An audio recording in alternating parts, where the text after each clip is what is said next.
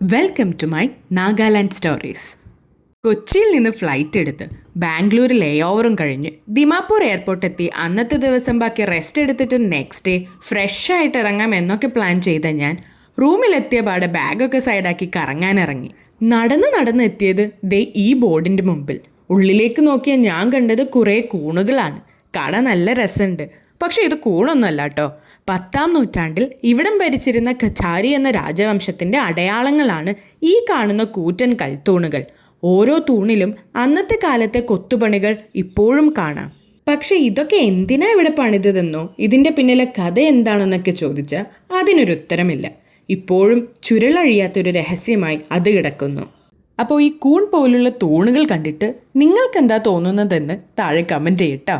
എന്തായാലും ഇവിടുത്തെ നാട്ടുകാർ ഇതിനെപ്പറ്റി പറയുന്നൊരു വിചിത്രമായ കഥയുണ്ട്.